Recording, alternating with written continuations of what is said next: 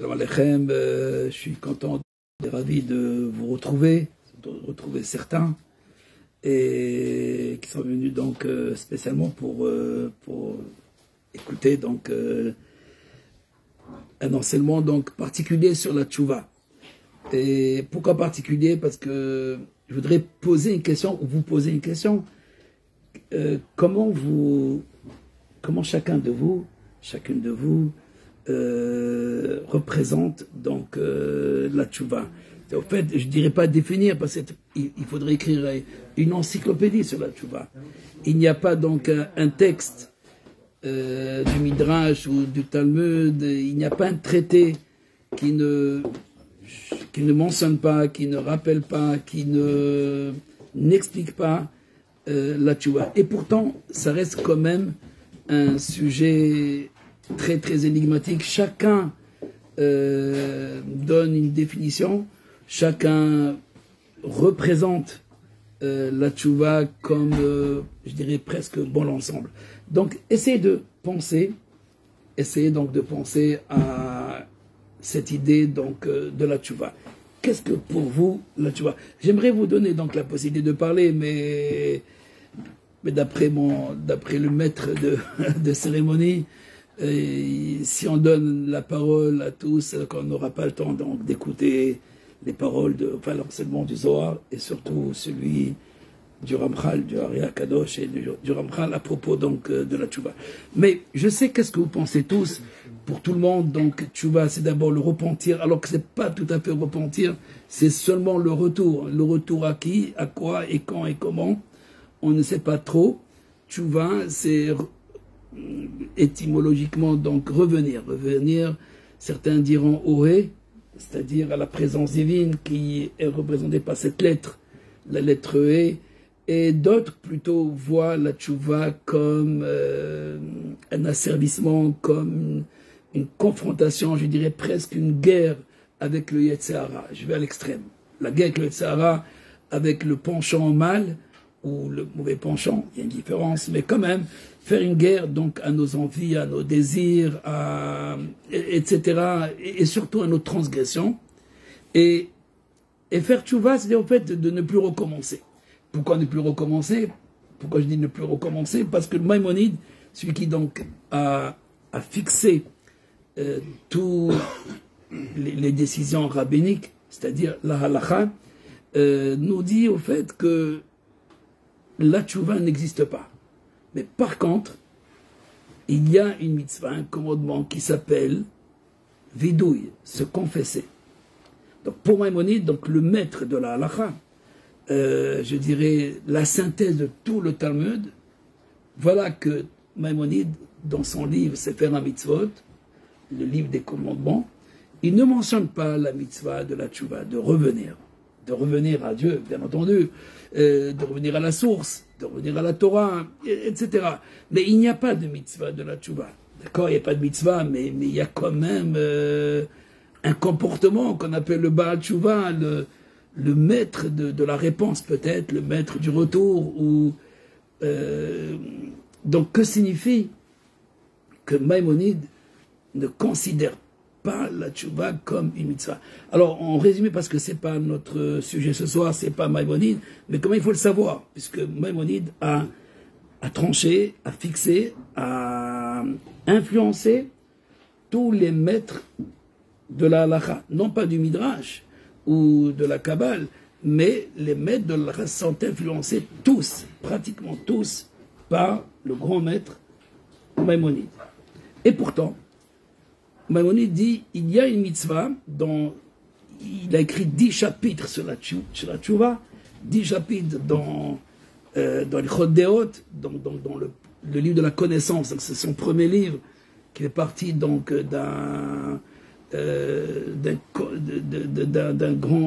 grande série de Yad HaChazaka, les 14 livres de la halakha, les 14 livres qui représentent la loi, la décision.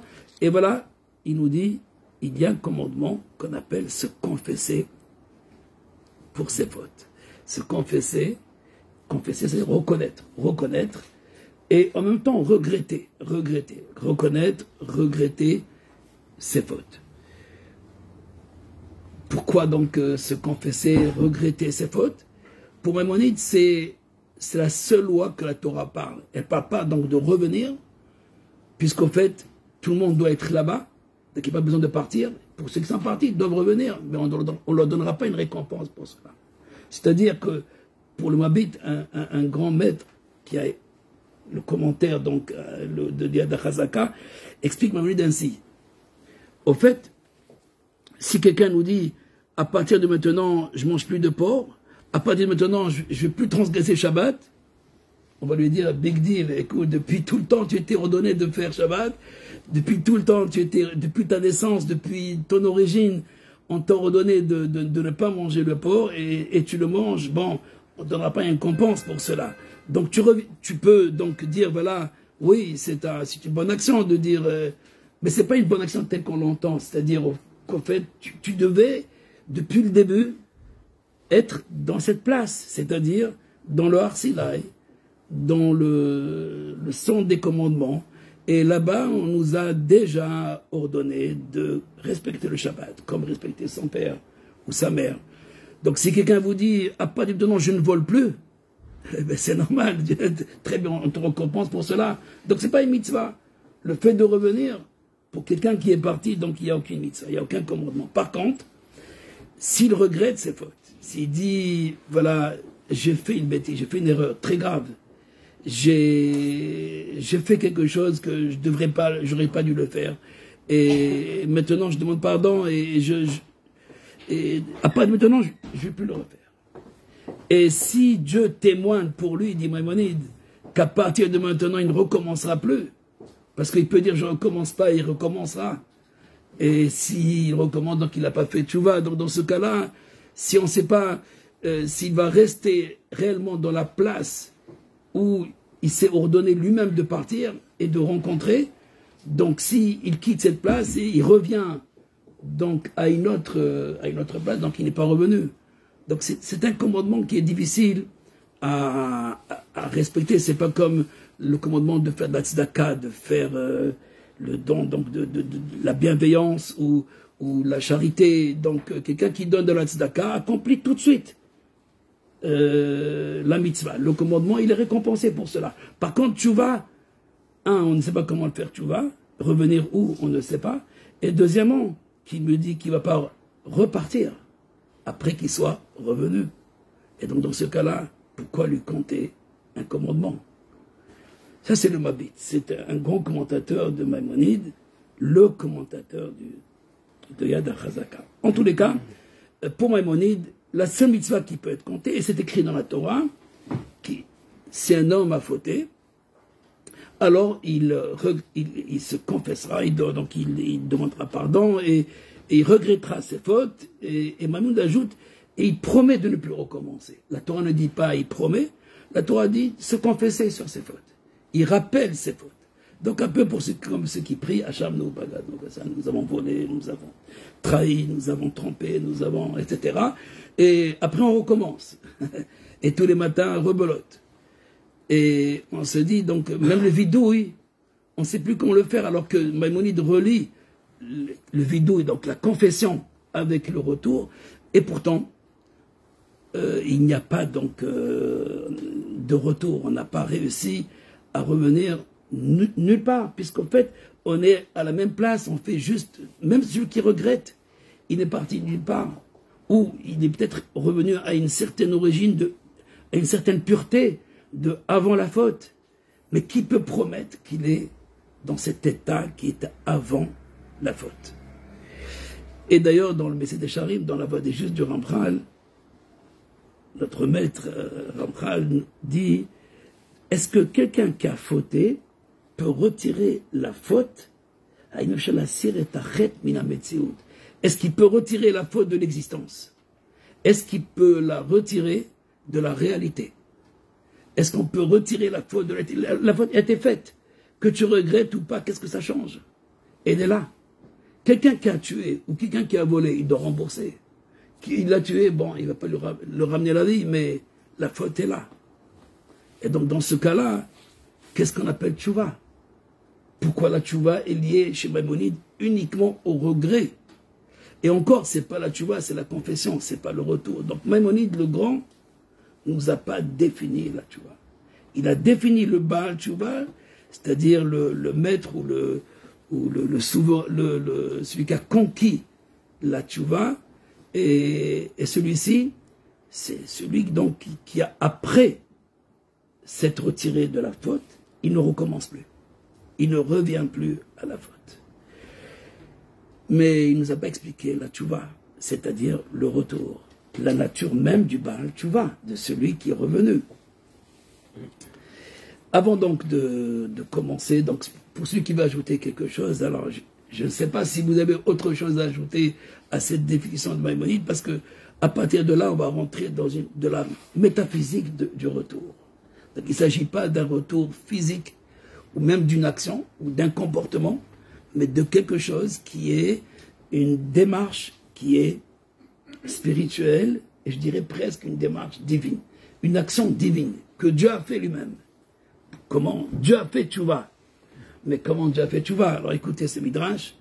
Beterem harim yuladu vatecholel eretz vetevel me'olam ad olam atael. Dans Tehilim, chapitre 90, verset 2, avant que tu enfantas, donc que tu as créé donc les montagnes, vatecholel eretz, et tu as préparé la terre et tout ce qu'elle contient, l'univers. Mais Olam Adolam Atael, tu étais déjà toujours là. Tachev Enosh Adaka. Tu ramènes, et tout de suite après, donc on parle donc de Dieu, de la création. Tu étais donc avant la création, il y a la création, mais il y a quelque chose qui est avant la création. Avant de créer les montagnes, Beter et Marim, avant de créer les montagnes, Tachev Enosh Adaka. Tu as ramené l'homme qui s'est rabaissé. Tomer Shuvu ben Adam, et tu as dit Shuvu ben Adam, revenez les hommes, revenez vers moi. Donc c'est pas écrit revenez vers moi, mais revenez les hommes. Je répète le verset. Avant d'avoir enfanté les montagnes, avant d'avoir créé donc l'univers, tu étais toujours présent, omniprésent, omniscient.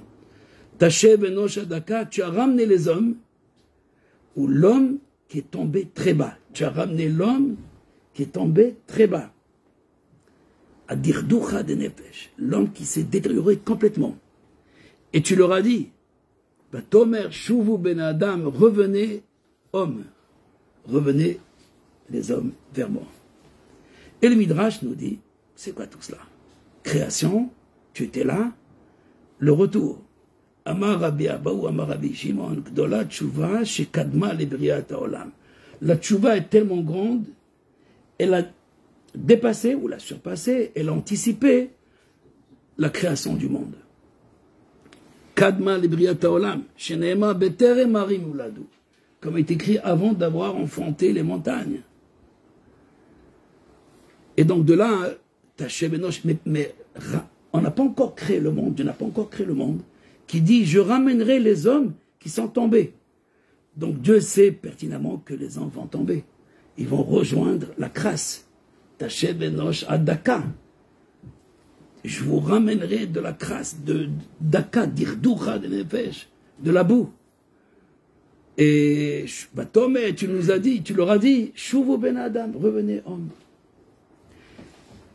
Pourquoi donc le retour avant même la création? Et donc la création elle-même dévie l'homme. La création elle-même, la créature qui fait partie donc de la création, c'est une faute. La création elle-même, c'est une faute. Il y a un midrash plus fort encore qui dit, lorsque Dieu a réduit la lune, il a dit, amenez pour moi, taviu alay hatat. Amenez pour moi un sacrifice expiatoire. C'est la raison pour laquelle tous les Rosh Chodesh, donc tous les débuts du mois, à l'époque du temps, on apportait un seir, un bouc émissaire, on portait un bouc comme expiation de la réduction de la lune. Puisqu'au début, le soleil et la lune étaient entiers et ils étaient donc égaux, masculin et féminin, et Dieu a réduit le féminin. Il a réduit le réceptacle. il a réduit le temps. Donc, lunatique, début de la lune, fin de la lune, réduction de la lune, elle se remplit la lune, alors que le soleil, lui, il a un état qui garde tout le temps. Et cet état, donc, de descendre, donc de disparaître et de recommencer, c'est l'état du peuple d'Israël. D'ailleurs, on a été comparé à la lune. Et toute Knesset Israël, par rapport aux nations, sont comparées à la lune. Et ce sont les autres qui comptent par rapport au calendrier qui est solaire.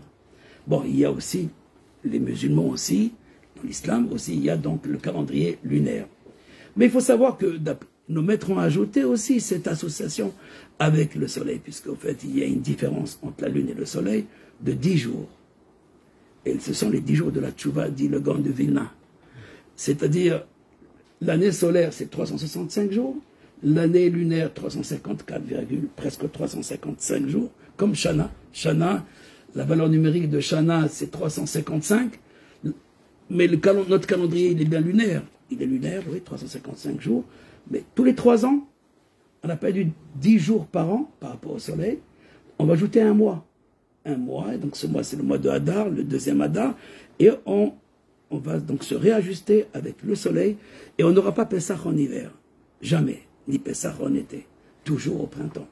Chagavi, la Torah nous dit, Pessah sera donc la fête du printemps.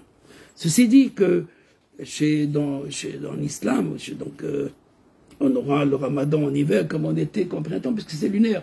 On ne considère pas le soleil. On ne considère pas le soleil, on considère que la lune. En fait, dans la Torah, on parle, Rosh Chodashim, parle que de la lune. Et les comptes sont par rapport à la lune, donc le mois, jamais le soleil. Et pourtant, il y a un verset qui dit, pour les fêtes, on considéra le soleil. Donc les Moadim, les fêtes, donc c'est les cycles donc, des fêtes, Pessah, Sukkot, Shavuot. Et donc de cette manière-là, on va, c'est à cause des fêtes qu'on ne connaît pas le Pessah en été ou en hiver, qu'on va ajouter cette combine qu'on appelle l'année ombolysémique. Voilà. Et donc c'est le deuxième Hadar. Le deuxième Hadar, une fois tous les 3 ans, on va récupérer les 10 jours. Mais voilà, le Gaon de Vilna nous dit, c'est 10 jours de différence entre le soleil et la lune. Chaque année, il y a 10 jours de différence. Sont les 10 jours de Tchouva. Comme si toute la Tchouva, elle est chez Dieu. Lui, doit revenir, il doit récupérer quelque chose, puisqu'il a réduit la lune. Et donc, il nous dit, ramenez pour moi, amenez pour moi, tavi'u alay hatat. Avi'u alay hatat. Amenez pour moi un sacrifice expiatoire, parce que j'ai réduit la lune. Tout cela, bien sûr, ça reste à approfondir, parce que si la tchouva est liée dans cette différence entre le masculin et le féminin, le mâle et la femelle, la tchouva est liée aussi à la création, puisqu'en fait, avant la création, comme on a rapporté tout à l'heure, avant même la création, alors il y a Dieu nous dit Tashev Enosh, Beterem Harim Yuladu, Tashev Enosh Adaka. Avant que tu aies enfanté donc les montagnes, tu as préparé le retour de l'homme qui s'est rabaissé. Mais qui a rabaissé l'homme? C'est Dieu qui l'a rabaissé. Il n'a pas créé comme lui. Et donc nécessairement il y a la faute en tant que créature. On n'est pas des dieux. Les anges sont appelés Bnei Elohim, les enfants de Dieu, d'une manière allégorique. Mais même eux, on a vu dans Asa et Azaël, quand ils sont venus dans ce monde, ils ont plongé dans ce monde, ils ont vu les filles de Adam qui étaient belles, et ils sont tombés dans le piège. Ils ont violé les filles de Adam, les filles de Adam. Donc les filles, voilà les anges qui sont descendus dans ce monde, pour explorer ce monde, et bien voilà aussi ils sont tombés dans le piège de la création. Comme si les anges font partie de l'univers, mais ils sont quand même au-delà de notre univers. Mais ils sont dans l'univers aussi, puisqu'en fait ils sont là par rapport à la création. Et ils sont le produit aussi de la création.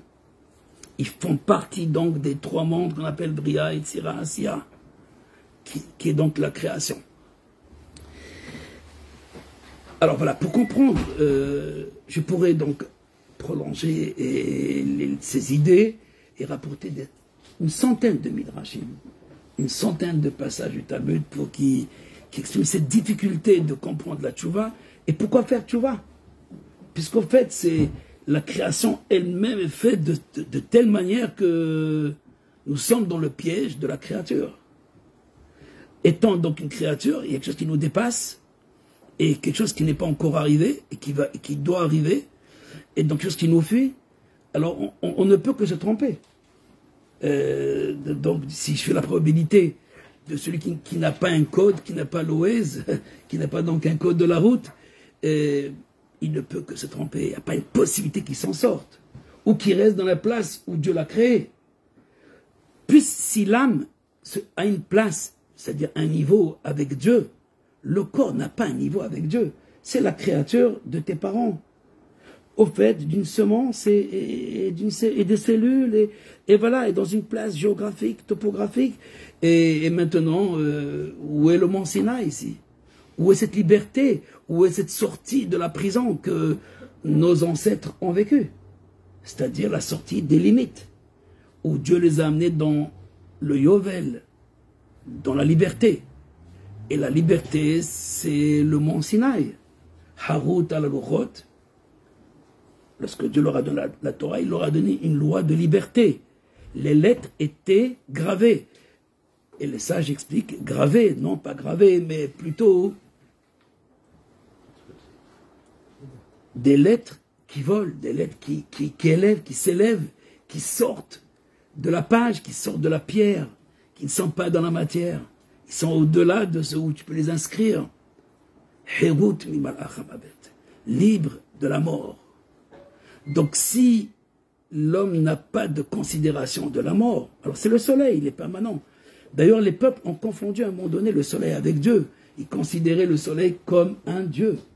Puisqu'en fait, il était toujours là, il sera toujours là. Il est là tout le temps, le soleil. Il ne change pas.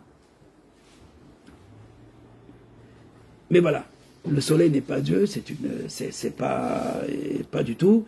Et le soleil est là comme un ustensile.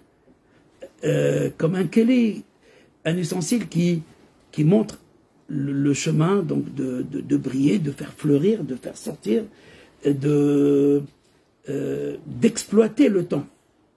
Parce qu'il y a le temps sans le soleil. Il y a donc cette dimension de la temporalité, mais sans rapport avec le soleil. Puisqu'on le voit dans la Torah, Vayer et Vaïboker, des gens mentionnent voici un soir, voici un matin, un premier jour, un deuxième jour. Donc on compte les jours, mais alors que le soleil était créé que le 4e jour, avec la lune.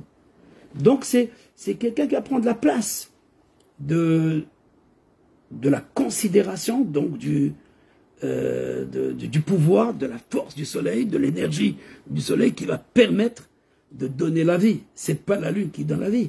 Oui, mais la lune va donner les couleurs de la vie.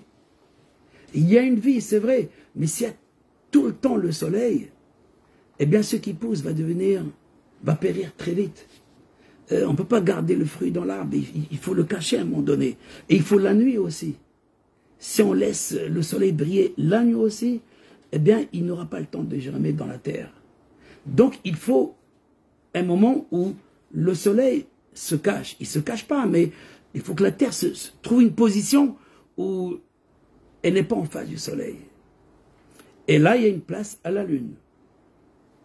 Mais à un moment donné, ils se croisent, le soleil, la lune se croisent. Ce système donc solaire, lunaire, permet au fait de comprendre et l'action de la création de Dieu, et l'action du retour, c'est-à-dire le retour ou la réparation de la création.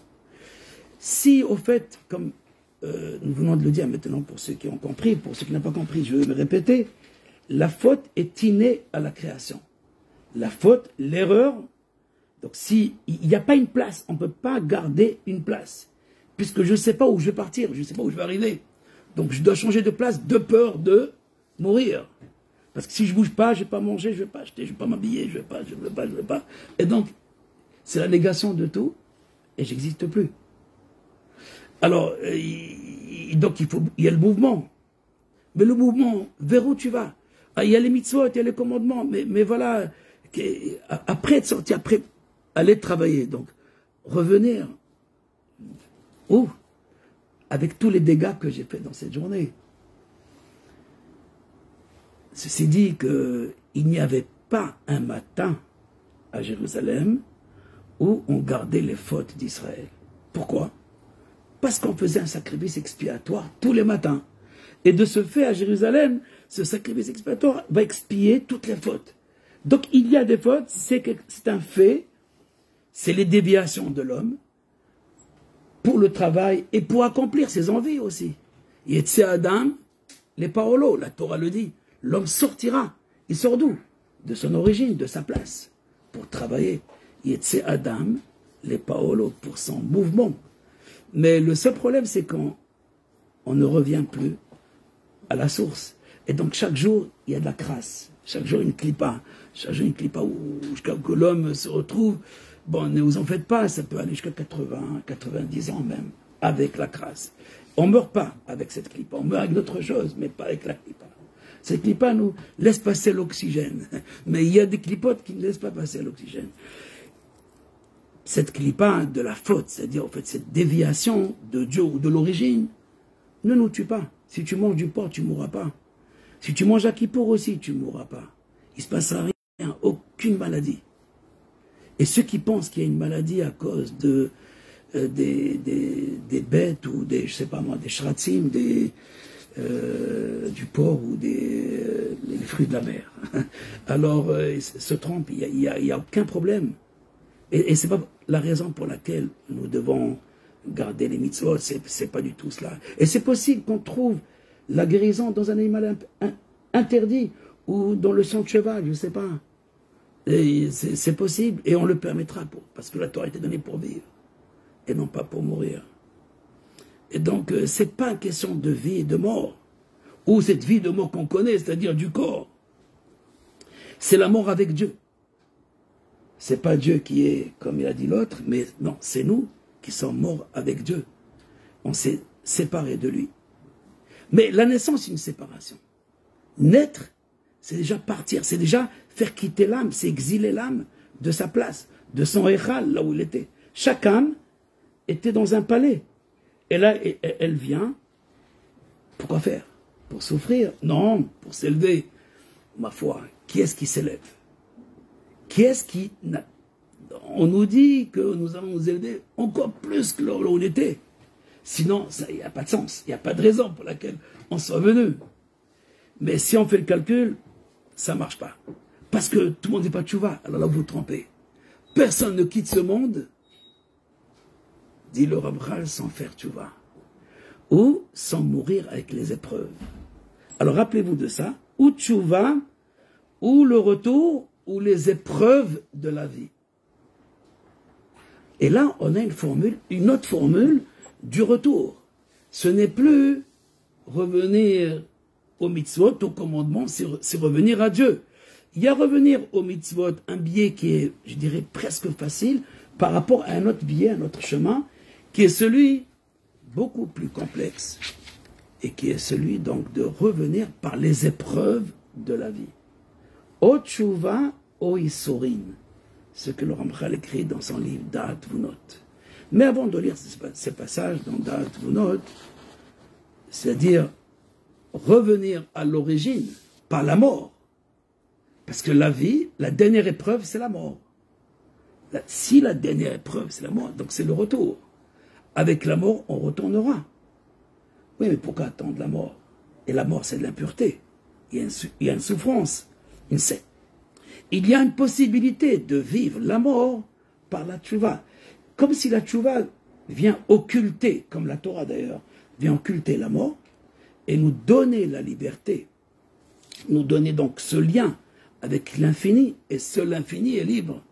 Nous ne sommes pas libres parce que nous sommes dans les limites de la lune, du temps, du mois, des jours, etc. Donc c'est la lune. Et là, de réparer cette réduction de la lune, de ramener la lune à sa place première. Et donc, on ne fait pas seulement un tikkun personnel, une réparation personnelle, de revenir à une origine, donc à l'infini. C'est ça l'origine. Mais c'est beaucoup plus que cela. C'est revenir à quelque chose d'amener le monde entièrement à ce lien, ce qu'on appelle l'infini. C'est l'Olam Haba, c'est le monde à venir. Le monde à venir, c'est un monde qui n'est plus lié au soleil et la lune. Lo Hashemesh, v'lo yareach yulecha le'or, et la Hashem ilach le'or olam. Ni le soleil, ni la lune ne seront pour toi une lumière, donc une constante de ta vie. C'est moi l'Éternel, c'est ma lumière à moi, qui sera pour toi une lumière éternelle. Mais nous ne sommes pas dans cette lumière éternelle. Oui, mais elle est là, la lumière éternelle, elle est dans la Torah. Pas derrière moi, elle est là, donc cette lumière éternelle. Et pourtant, on ne revient pas à cette lumière éternelle. On la connaît. On peut revenir à une mitzvah de dire, à partir de maintenant, je mets les téphilines. Je mets les téphilines à partir de maintenant. À partir de maintenant, je mets des mezuzot. À partir de maintenant, je ne prends plus la voiture Shabbat. C'est pas dire qu'il a fait tchouva. C'est ce que dit Maïmonide en vérité. Il n'est pas revenu du tout. Il s'est confessé sur une faute. Et donc, ce que vous appelez tchouva, moi je l'appelle confession. C'est-à-dire regret. Je regrette d'avoir transgressé Shabbat. Je regrette d'avoir mangé du porc. Et maintenant, à partir de là, je ne mange plus dans le restaurant. Non, mais, d'accord, ok. Tu n'as pas fait tchouva du tout. Même si toute ta vie, tu ne rentres pas dans un restaurant non caché, ou tu ne rentres pas, tu es loin de la tchouva. Comme j'ai dit tout à l'heure, big deal, depuis le début, tu devais le faire comme cela, mais tu ne l'as pas fait. Très bien, tu ne reviens pas à l'origine, tu reviens juste à une application d'une action, d'un mouvement. Un mouvement, un poil, un mouvement à toi, c'est juste une action que tu as décidé de ne plus la faire. Ça t'arrange, peut-être. Ça t'arrange pas. On verra. C'est pas mon problème, mais c'est pas la tchouva non plus. C'est pas donc la tchouva. Parce que la tchouva, c'est pas le retour ou le regret d'avoir transgressé une action. C'est beaucoup plus que cela. Pour comprendre justement ce retour, là on a une idée de la lune et le soleil, donc cette différence qu'il y a au niveau donc du temps, donc tel que peut s'exprimer par le soleil d'une part et par la lune d'autre part. 365 jours pour le soleil, 355 pour la lune, comme nous l'avons dit, et 10 jours de différence, et ce qu'on appelle une fois dans la Torah, Aseret Yemei Teshuvah, les 10 jours de pénitence, mais les 10 jours de retour. C'est si on comble ces différences entre le soleil et la lune, c'est l'union en vérité, du masculin et féminin, de Kucha Belech Shrinte, de Dieu et sa présence. De Dieu, sa présence, c'est la création. De Dieu, la création. Et donc cette union de Dieu et sa présence, c'est l'union de mâle et femelle, l'union de Shemesh et Aréach, du soleil et de la lune, et nous sommes donc dans le face-à-face et dans la tchouva, les créatures, donc le temps, les créatures, l'espace-temps, rejoint l'infini. Comment est-ce possible? C'est quoi cette dichotomie qui fait la différence de ces 10 jours? Et quand on dit 10 jours, c'est quelque chose de complet. C'est-à-dire, c'est un plan. C'est tout le plan de l'homme. C'est la planification de tous mes programmes. Ils sont dans les 10 séphirotes. Entre Rosh Hashanah et Kippour. Toute l'existence, pour nous, elle recommence chaque année entre Rosh Hashanah et Kippour. Sortez, cherchez Dieu lorsqu'il se trouve. Dirshu Adonai bimatzo, il est écrit chez le prophète, recherchez Dieu lorsqu'il se trouve. Et les chassidim, dans le Bachanto, dit, Dirshu, cherchez l'homme, cherchez Dieu lorsqu'il se trouve. Non, non, c'est pas Dieu qui se trouve. Cherchez l'existence de Dieu. Bimatzo, c'est la metsiout. Cherchez l'existence. Et Dieu se révèle. Enfin, Dieu se révèle tout le temps, quand même. On nous dit 10 jours, Dieu se révèle. Non, il ne faut pas être fou. Pas du tout, il est là tout le temps, à chaque instant. Et même le dimanche. Pas seulement Shabbat, tous les jours. Et dans ce cas-là, dire Shohachem bimatsu, veut dire il y a 10 jours où il y a un recommencement du programme entre l'année Sira, cette séparation entre Dieu et la création, où le temps va commencer. Le temps humain, le temps qui est subjectif. Donc le soleil, la lune, tout ça, c'est quand l'homme, si l'homme n'est pas là, le temps ne commence pas. Le temps commence avec la création, après le 6e jour. Donc après tous ces jours qui sont 10 jours, en fait. Parce que toute cette création, c'est 10. Depuis Rosh Hashanah, depuis le début jusqu'à Kippour, il y a 10 jours. Il y a donc non pas un éternel recommencement, mais il y a un recommencement de la création chaque année, de Rosh Hashanah jusqu'à Kippour, 10 jours. Et au fait, ce sont les 10 jours de la pénitence de Hachem, de Dieu, puisque c'est la création. Je ne vais pas dire qui est mal foutue, non, pas du tout. Elle est très belle, cette création. L'œuvre de Dieu est complète. Mais voilà, il y a une tentation pour l'homme, non pas pour le tigre, ni pour la vache, ni pour le mouton, il n'y a pas du tout de tentation. Il y a une tentation pour l'homme de rejoindre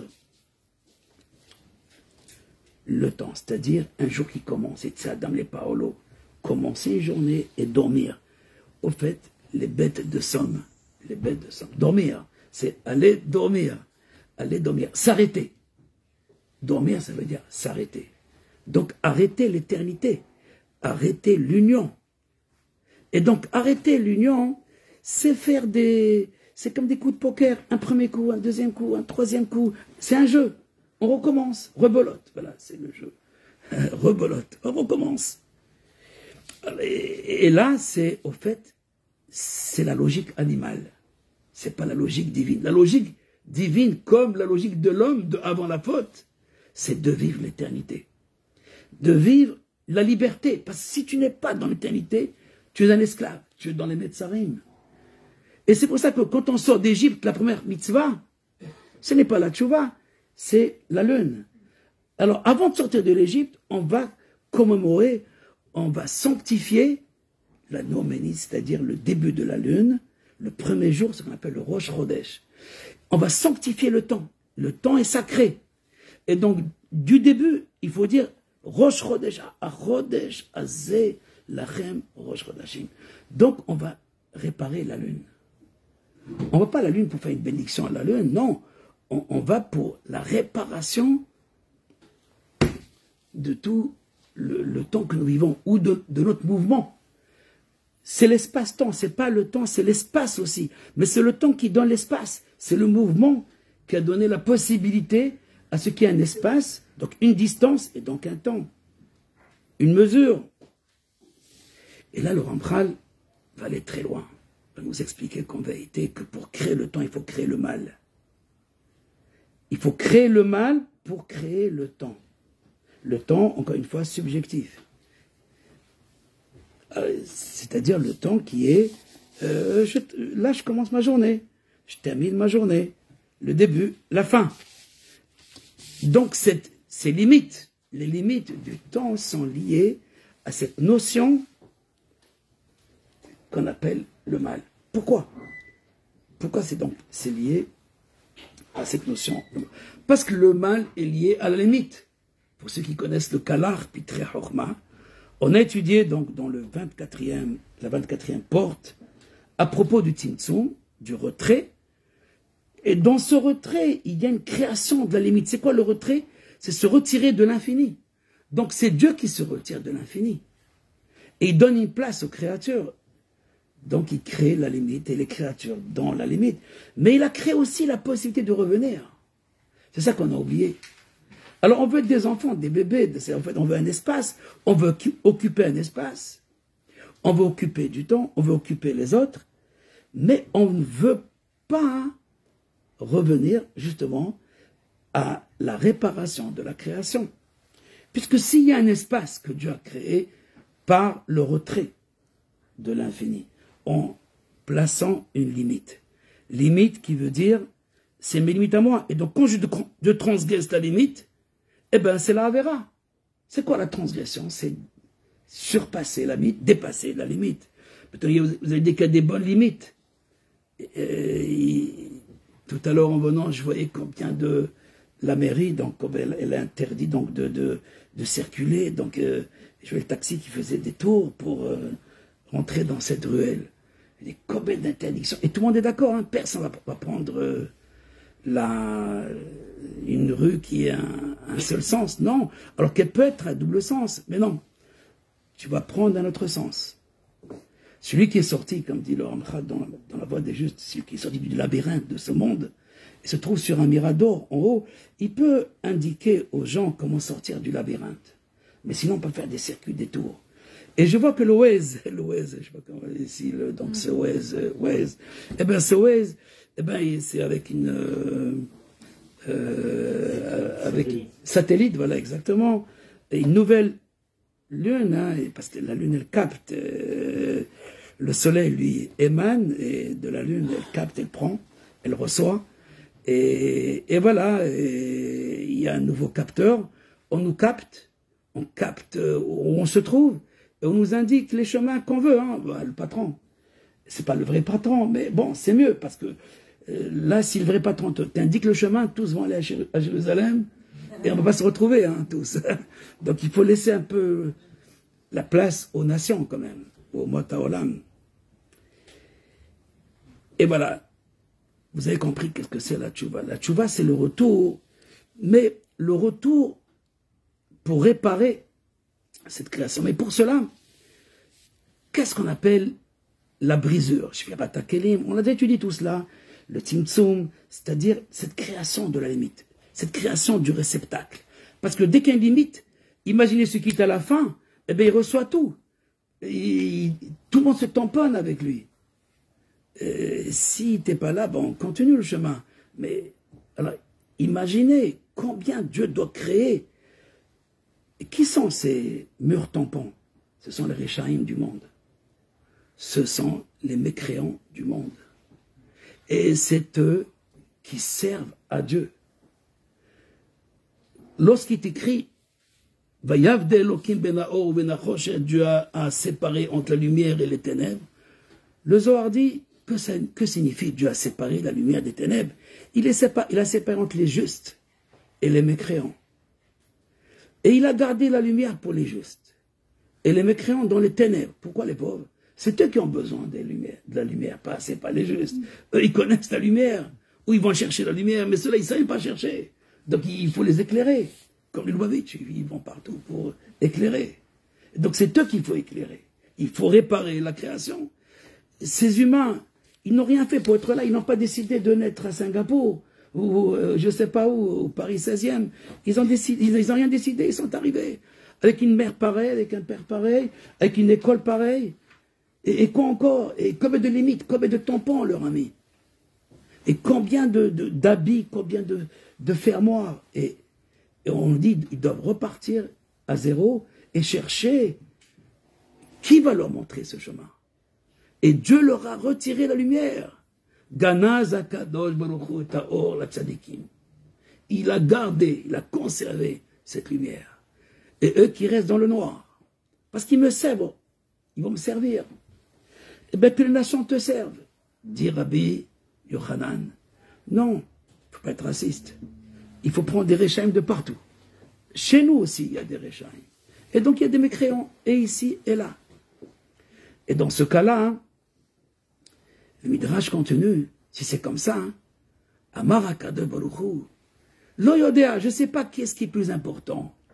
Ça, vous ne le savez pas. Qu'est-ce qui est plus important? Les justes ou les mécréants? Les tzadikim ou les Réchaïm? Vous allez tous dire, mais non, les justes. Même le rachat va dire, un bon rachat, parce qu'il y a des bons Réchaïm. Ils ne font pas par envie, ils ne font pas par méchanceté. Il dit, mais c'est mieux d'être là-bas qu'ici, avec nous, avec la mafia. C'est mieux d'être avec vous. Mais bon, on est là, qu'est-ce qu'on peut faire? On entend souvent cela des Bnei Noach. Ces gens qui voudraient faire partie du peuple juif, et ils n'arrivent pas. On leur dit, bon, allez, vous avez une place, deuxième degré, au troisième degré. Non, non, c'est faux. Ils sont à leur place que Dieu a choisi. Dieu les a choisis comme ça, d'être chinois, d'être japonais. et même leurs coutumes et leur avodazara, je dirais, est lié à leur tikkun, jusqu'au moment où ils vont briser leur avodazara. Et s'ils ne brisent pas, comme nous avons une avodazara, nous, c'est aimer la vie. Le peuple juif aime la vie. Et donc, Dieu dit, vous allez casser cet amour pour une autre vie avec moi, qui est Mecham et Korchaim.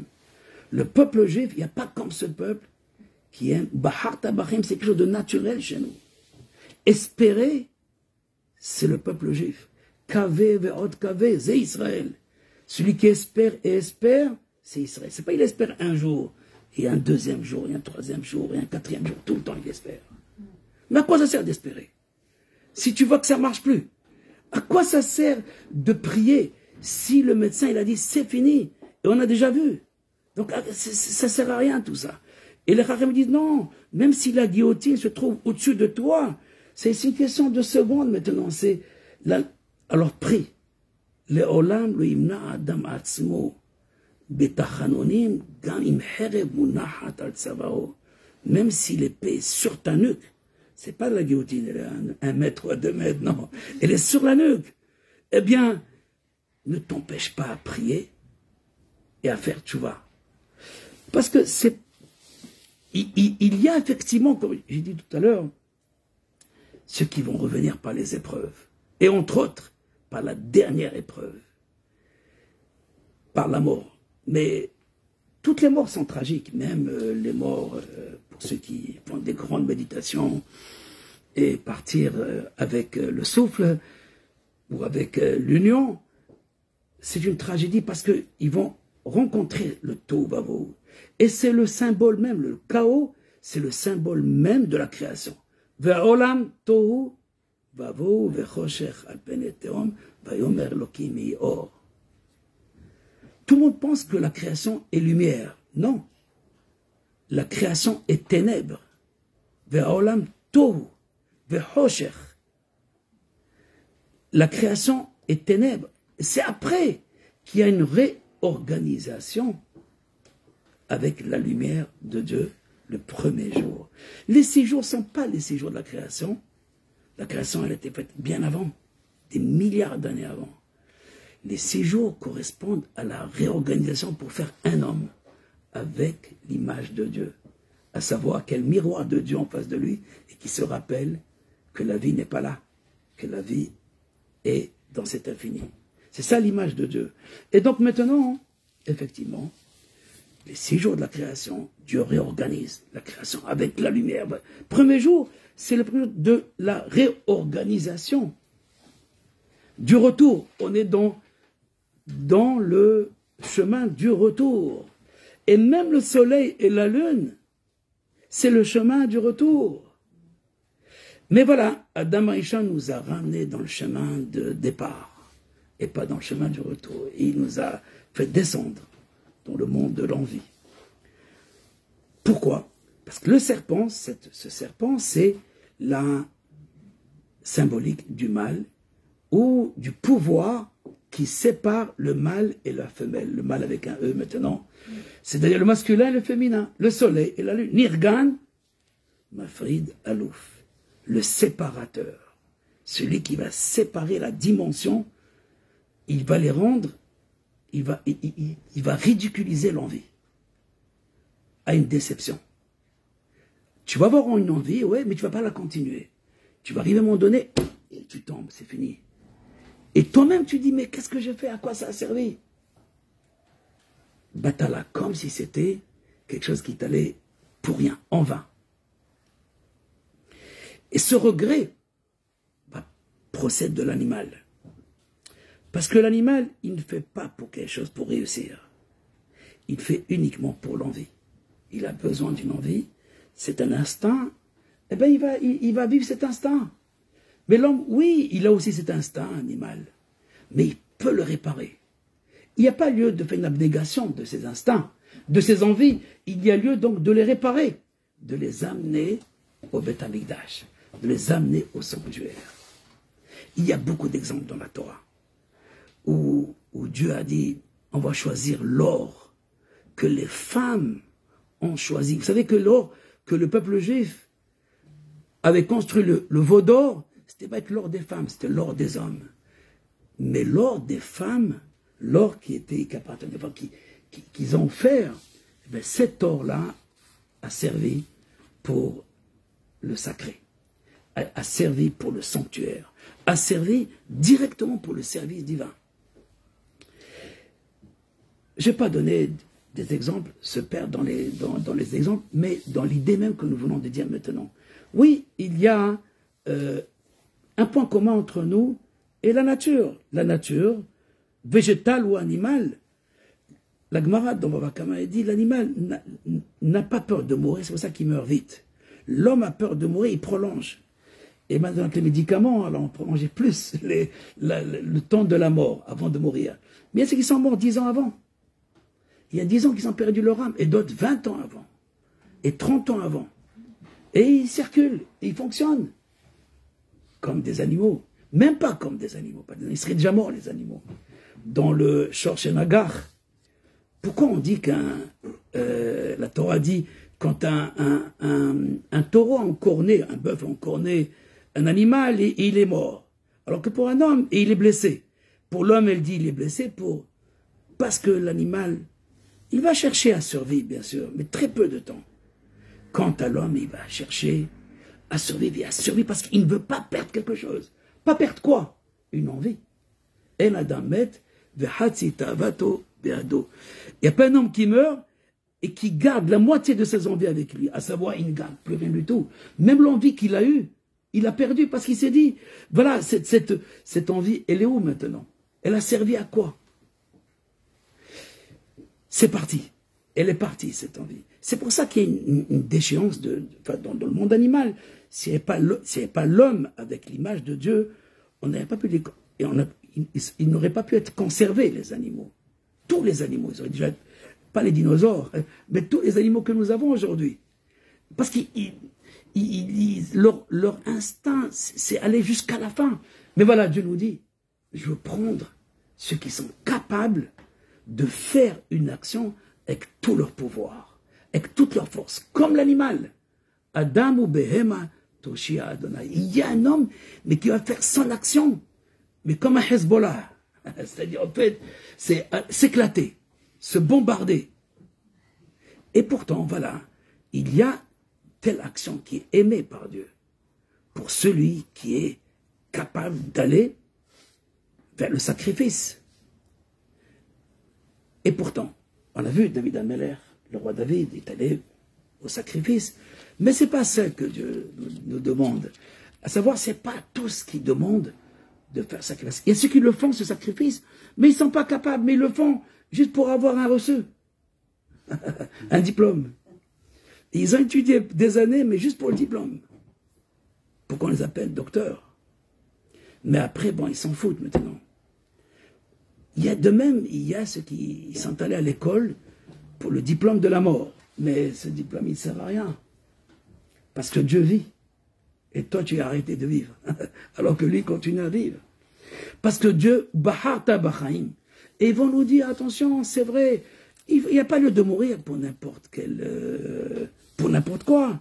Il faut que ça soit vraiment, comme dit Moussa Desharim, les actes qui sont de suprématie. Il faut que ça vienne de la part d'un géant. On ne parle pas aux petits. Et donc chacun à son niveau, il y a son sacrifice. Mais attention, si quelqu'un sait que le sacrifice, il dit, je ne vais plus manger de pain, je ne vais plus manger de viande, je ne vais plus manger, je vais jeûner, et il sait que ça lui apporte du mal, alors il fait une faute, il ne fait pas une mitzvah. Celui qui se retient, ou qui fait retenir les autres, ou qui retire aux autres, quelque chose qui est nécessaire pour la vie, même pour son plaisir. Il dit, ah, j'ai pas besoin de voiture. Alors qu'il a besoin d'une voiture. Et il souffre sans la voiture.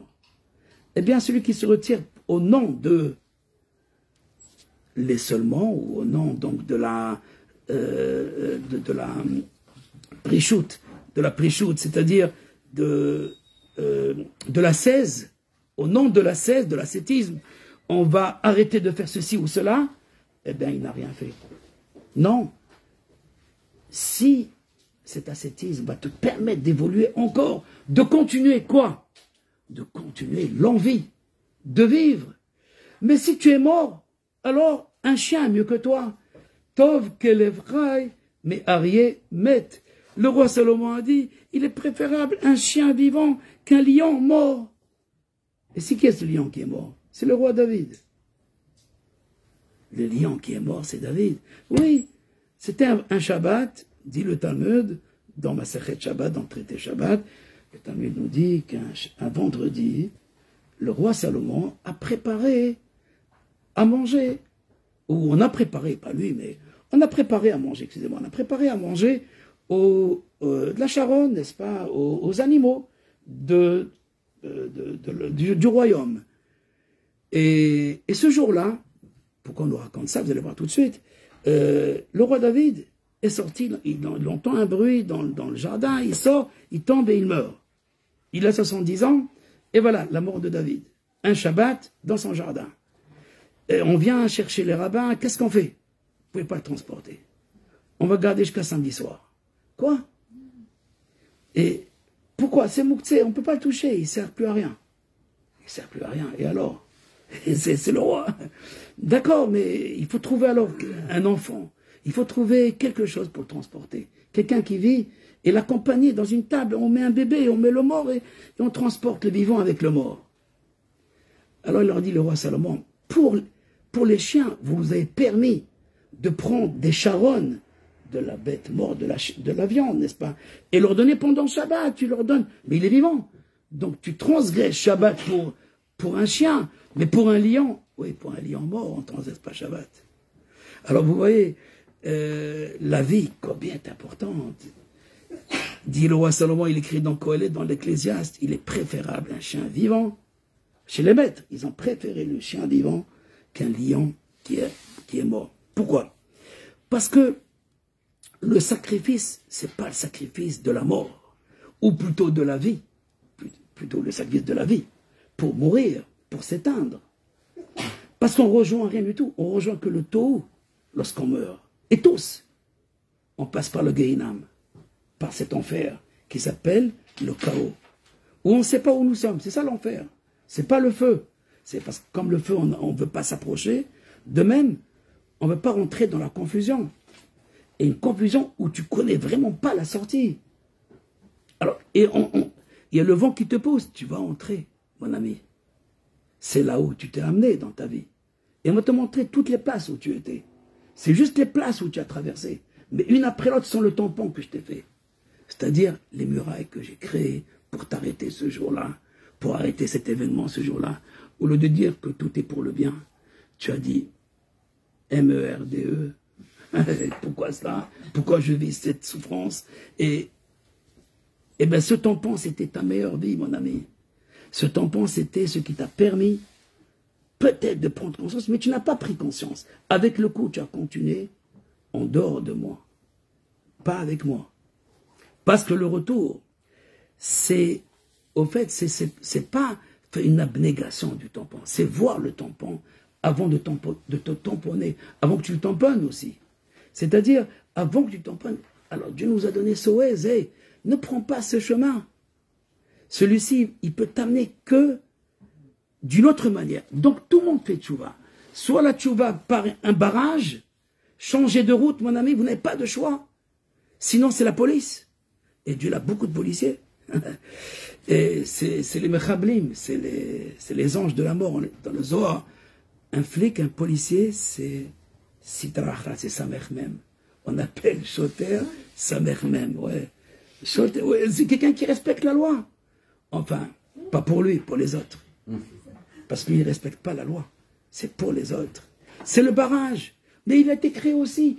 Donc, on comprend maintenant le midrash que j'ai rapporté tout à l'heure. Dieu dit, j'ai créé des justes et j'ai créé des mécréants. Qu'est-ce qui est le plus important? Alors on peut donner un exemple. Haman. Ce que Haman a fait, eh bien c'est plus important que tous les 48 prophètes d'Israël. 48 prophètes dans la Bible, et 7 prophétesses n'ont pas pu ramener tout le peuple juif dans une seule maison. Même le temple, même Salomon n'a pas réussi. Et Haman, Mashasta Tabarat,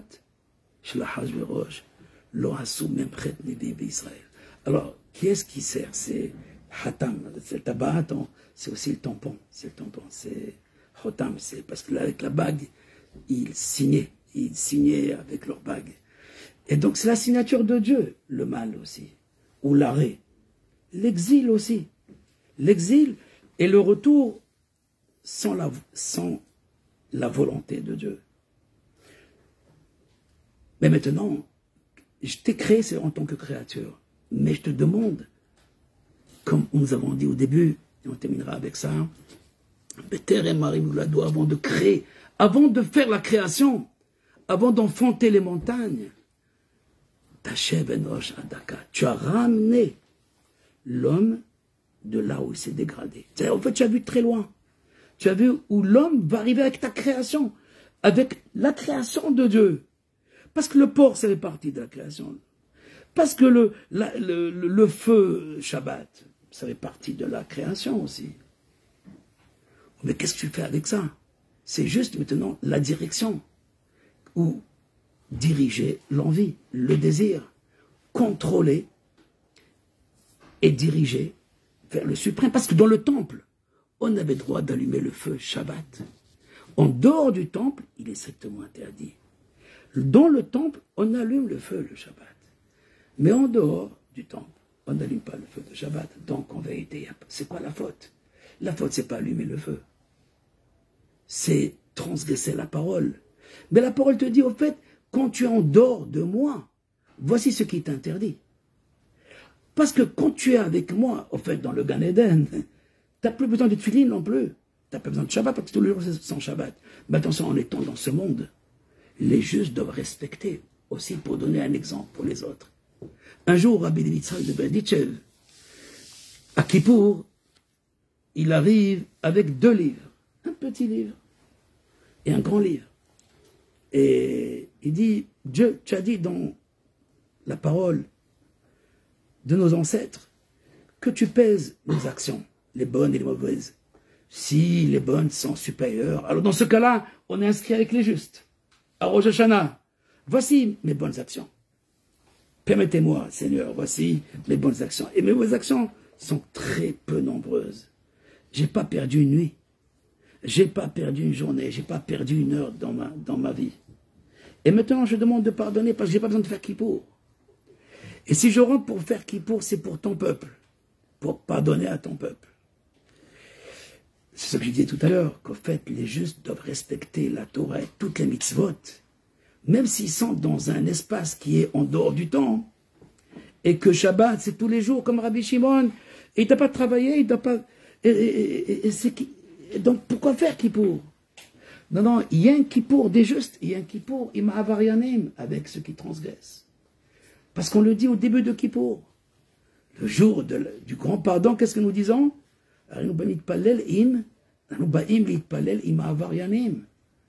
On vient maintenant prier avec les transgresseurs, ceux qui ont transgressé ta loi. À savoir, nous, qui venons prier, qui n'avons pas besoin de cette journée. Non, en fait, c'est les maîtres qui ont dit ça, c'est pas nous. Nous sommes tous, faisons partie des transgresseurs. Mais quand même, pour vous dire qu'ils respectaient une application parfaite.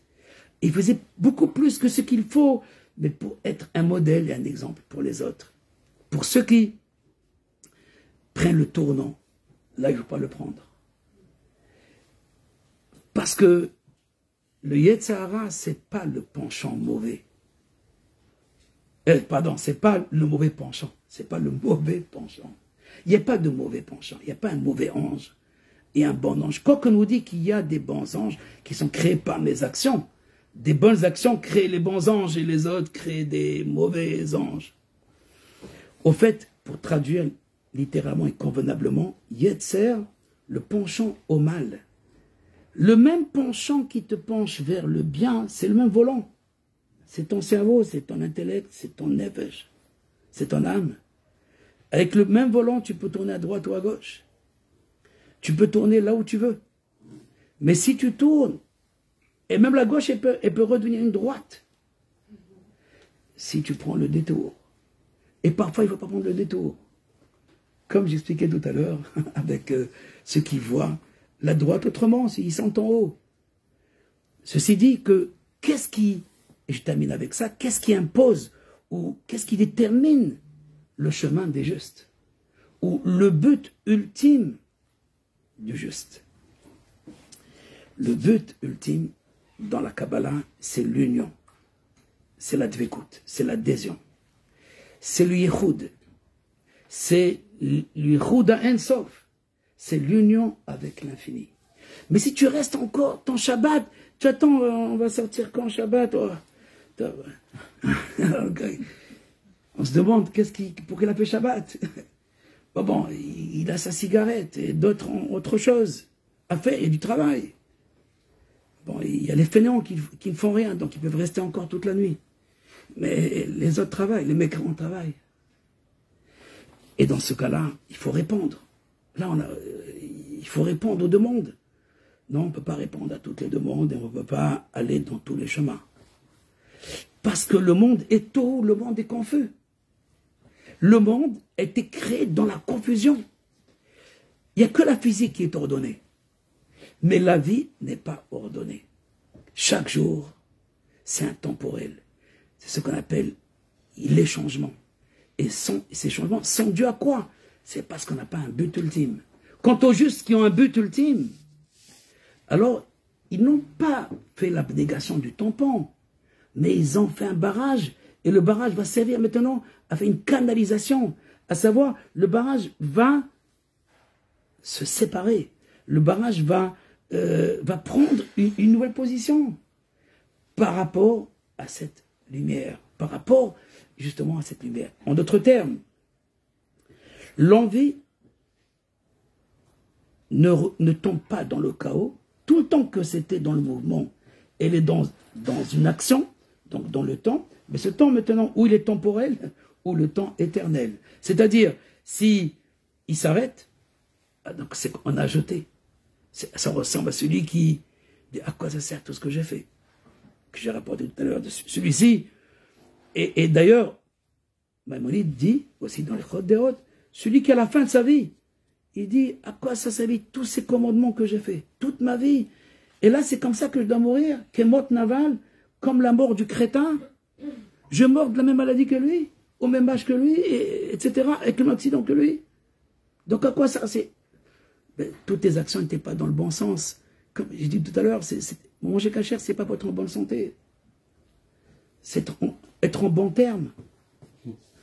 C'est pas en bonne santé. C'est possible que ceux qui mangent non cachère, ils sont en meilleure santé. Et d'ailleurs, la Gemara, ils sont plus forts. Ceux qui mangent tel et tel animal. Ils sont plus forts. Ils sont plus robustes. Ceux qui mangent le sang directement. Parce que Réveillit Adam, le quart du sang, donc le 25% du sang de la bête, les 25% premiers de la bête, c'est Nefesh. C'est l'âme animale. C'est là où se trouve la force. Et c'est pour ça que quand on égorge, il y a Réveillit Adam. Il y a le quart de la bête qui se vide. En égorgeant convenablement, elle se vide de son quart. Donc, bon, la bête ne garde pas, il aurait été préférable de ne pas l'égorger. Maintenant que tu l'as égorgé, très bien, pour te permettre de manger. Bon, très bien, mange ta viande. Mais on lui a retiré cette partie-là, vraiment grossière. Et donc ceux qui mangent les 25% du sang, qui sont tués avec une balle, n'est-ce pas? Ben, ils sont plus forts parce que la bête, elle est plus charnue. Elle garde tout et elle n'a pas maigri. De rien. On a comprimé son sang. Et c'est ça, donc, celui que, même le Bnei Noach, vous savez que même les enfants de Noach, c'est tout le monde, toute l'humanité, est subordonné à ce commandement qui est celui donc de ne pas manger et à Ever Minachai, c'est-à-dire la bête vivante encore. Il faut attendre qu'elle saigne. Même les goïms sont assignés à cette loi. Bon, ceci était entre parenthèses. Revenons et terminons la tchouva. La tchouva, donc, c'est la réparation du monde. C'est réparer le monde. Réparer le monde de Dieu. Puisque, étant donc une séparation, et il y a Dieu a créé beaucoup de nachashim dans le monde. Il y a beaucoup de serpents. Et leur peau, elle est solide, hein, vous savez, les serpents. Et ils ressuscitent. Et ils se reconstituent. Dans toutes les générations, il y a le Haman. Parce que Haman, qu'est-ce qu'il dit? Il parle du serpent, Aminaetz. Parce que le Haman a dit, est-ce que de l'arbre?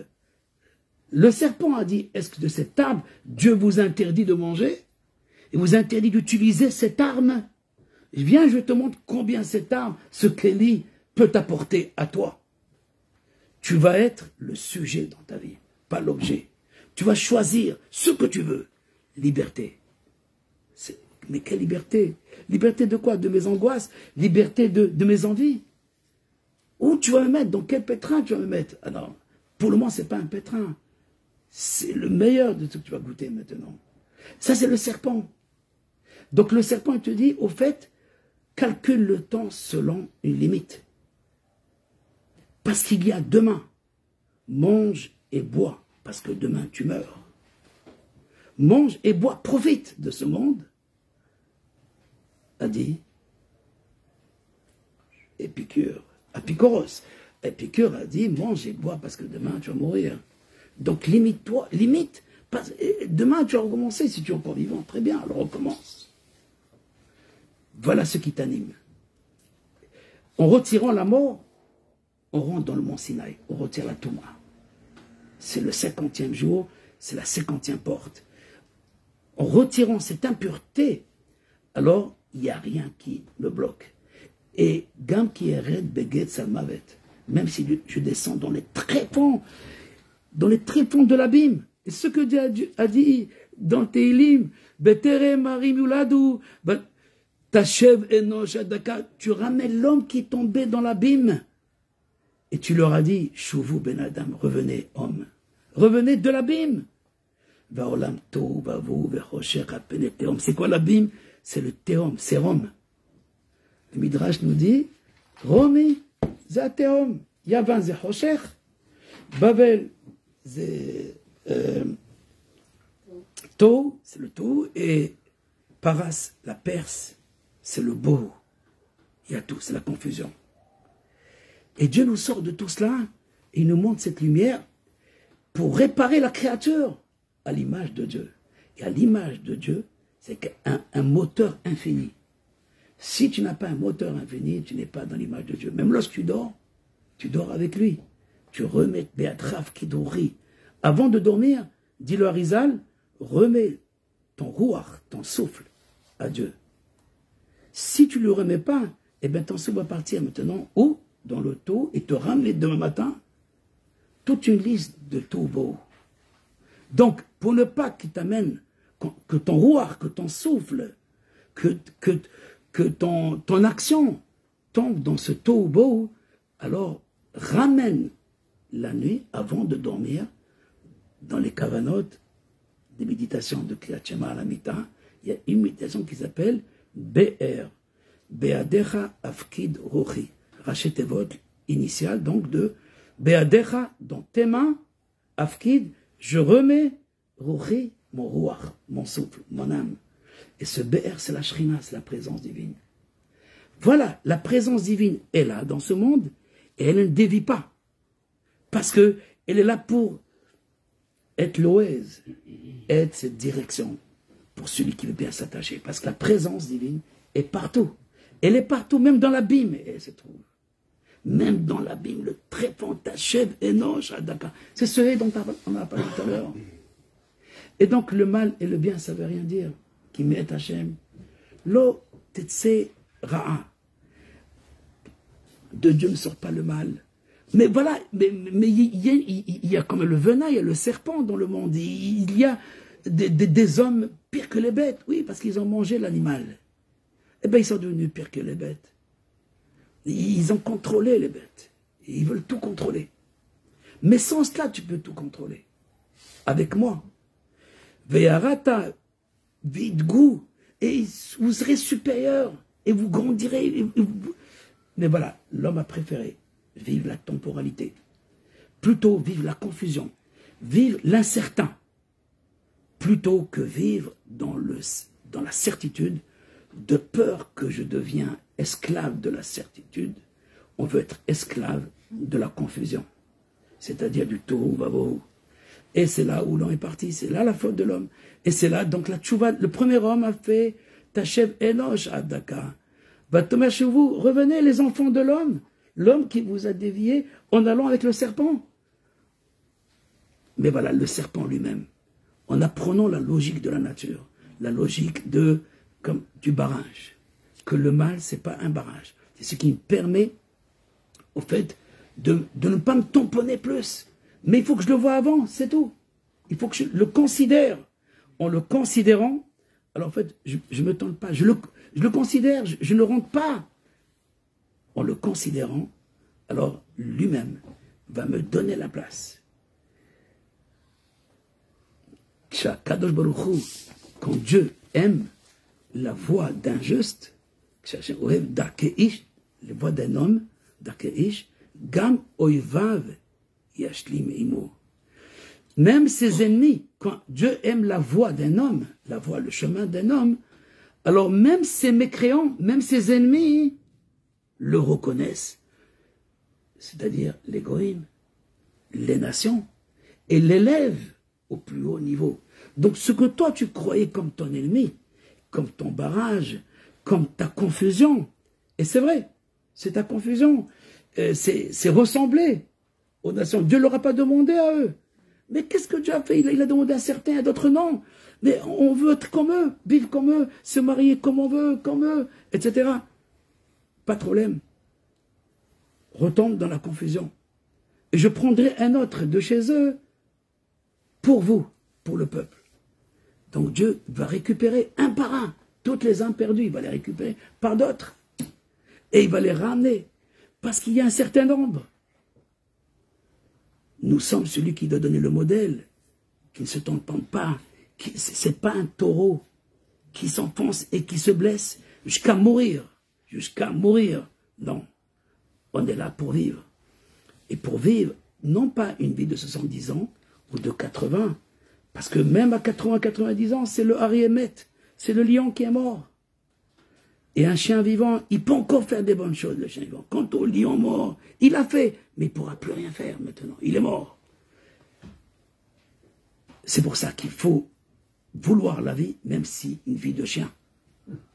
Même si c'est une vie de chien, il faut garder la vie et trouver dans cette vie de chien, l'élever comme ces chiens qui étaient en Égypte, le jour de la sortie d'Égypte, et qui se sont tués au moment où le peuple juif est sorti. Il n'aboie plus, alors que le chien aboie quand il y a quelqu'un qui se sauve.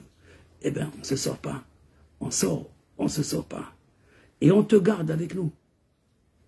Jusqu'à que les maîtres vont dire que le chien, le Kelev, comme bien en Gematria, en valeur numérique aujourd'hui, avec la Gematria 32. C'est quoi 32? C'est le cœur. Et Eliaou, le prophète Élie, c'est 32. Là où il y a un chien, le prophète Élie ne rentre pas. Vont dire les intransigeants. C'est la Gemara. Va dire, celui qui a un chien dans la maison, le prophète Élie ne rentre pas. De toute façon, il ne rentre pas. Alors, qu'est-ce que ça change? Non. Pour ceux qui chez rentrent, c'est ou Élie, celui qui donne la bonne nouvelle, ou le chien. Ben, tu peux voir le chien, il a un instinct, mais ce n'est pas celui de Élie. Et quand il voit quelqu'un qui veut prendre sa place, qui soi-disant, il a un instinct proche de la prophétie. Non, mais moi je suis prophète, je ne suis pas proche de la prophétie, dit Élie. Tu as mis un chien, c'est ton prophète, celui qui te guide. Eh bien aujourd'hui, on a pire que des chiens dans nos guides, dans tous les chefs d'État du monde entier. Et ils vont même pas comme selon les chiens, parce que les chiens, au moins, ils cherchent à sauver leur maître. Là, on ne cherche plus rien à sauver. On ne sait plus qu'est-ce qu'il faut sauver. Donc, c'est la Torah, c'est notre logique. Il faut changer notre logique. Il faut changer la logique animale qui est cause et effet. Qu'est-ce que je gagne? Je ne gagne pas, je m'arrête. Ça y est. Vers où quelque chose où la cause et l'effet, la lumière et le réceptacle, le masculin et le féminin font un. C'est l'union du Créateur et sa créature et sa création. Le soleil et la lune. C'est ce qu'on fait tous les 3 ans. Les 10 jours de Tchouva, on répare chaque année. La vraie Tchouva, c'est uniquement dans ces 10 jours. Au moment où à Yom Harat Olam, tu as affronté le monde, et là où tu t'es révélé. Matin Torah, tu te révèles. Et donc du début jusqu'à la fin, on veut une révélation dans cette nature. On veut que tu te révèles pas dans un monde qui est retiré de la matière. Non, on veut que tu te révèles en étant dans ce corps, dans cette logique animale qui dort, les bêtes de somme qui mangent et qui vit avec le sacré, qui vit avec le saint dans ce Yichoud. En dormant, le Rizal dit, la plus grande union, c'est dans la nuit, dans le sommeil, c'est à ce moment-là où s'illumine le plus haut niveau de Dieu, où le corps s'est arrêté à aller selon lui. Mais il va aller maintenant selon un autre mouvement, celui que appellera Freud le subconscient, mais ce n'est pas le subconscient, c'est le vrai conscient. Amen. Shana Tova, une très belle année et un bon retour. Je voulais boire un petit verre de l'autre côté pour vous.